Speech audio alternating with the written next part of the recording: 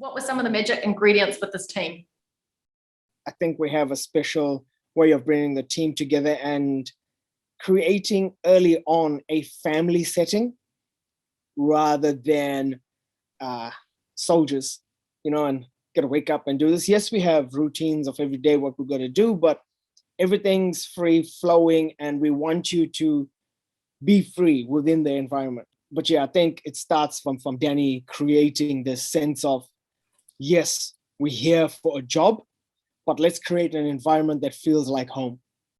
I guess watching from the sideline, things actually come into play that we've never seen before, especially in New Zealand football, that we could play like some of the best in the world and we could take on some of the best in the world. Seeing the pros like Chris Wood and Winston Reid like take all these young players under their wings, and from the training field to the dining hall to when we're together, I think it was quite inspirational watching them lead and actually getting onto the level of the younger players and allowing them in.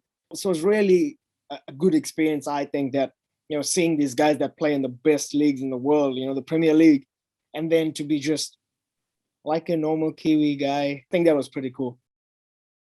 My message to them when I left, we had an official meeting before we departed Japan, was it takes a special type of person to do what you've done, purely through the discipline you showed from Auckland and the focus you shown for 2 months.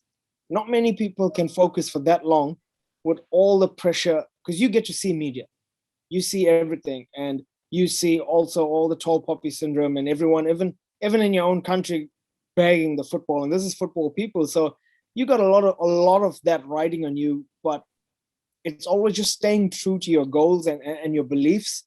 It's just focus and discipline is the biggest thing that I picked up from these professionals, that they so like laser focus.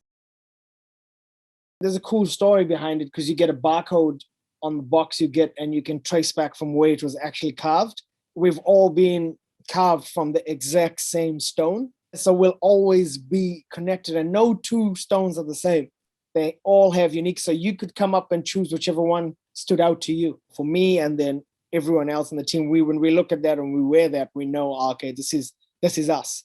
This is where we come from. And yeah, that's, I think for me, getting that in Japan was great. But yeah, the Pronama will be the one thing that will really be, that's Tokyo. We got it there. It's a long days. We wake up in the morning and we have like daily measures. So players have to come in to the medical room and I do groin fatigue test on them. I do hydration testing on them. And then they have to fill out like a wellness app just to see how they sleep, etc. Then they check in with the physios. Then they have to do a COVID test every morning. It was just a saliva one. It's quite a long process. Like the morning you get up, you're in the room at 7. Then after breakfast, they'd have little individual meetings. Then we have a group like rolling activation session. Then we'll have lunch, pre-training meeting, get ready, like have a snack, go to training, come back, it's dinner, meeting, sleep, repeat. So if you are not in the village, you didn't really have anything. You didn't have any gym equipment other than all the bands we took. So we bought our own kettlebells and everything while we were there and made use of what we did. So I guess it's just adapting, overcoming and just carrying on.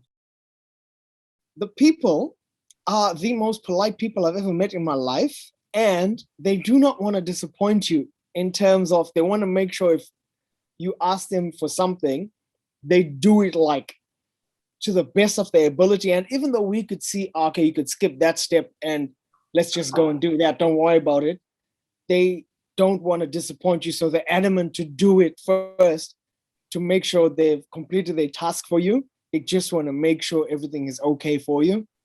Always greeting, always bowing. Even if you're just walking past people, everyone bows and walks past. So we would bow and walk past everybody. So it was pretty cool. I like that. I guess it was the first Olympics. So of course, I'm going to try and take everything in that I could possibly take in, but at the same time, keep focus on on my job and know my roles within the team. So yes, it was trying to, take in everything you see as a kid watching on TV. You know what? That's the Olympics. That's where you want to be. And you're now waking up there. So you're like, oh my God, this is it. And you're getting a bit, I guess, carried away when you see the media and stuff on Twitter, Instagram, everywhere on social media. And you're like, holy hecker, this is it. But at the same time, you snap out of it and go, oh, I got a job to do. So for me, I think it was, just being there around everything and just hearing the Olympics was enough for me. So yeah, it was unreal. It was, a dream come true.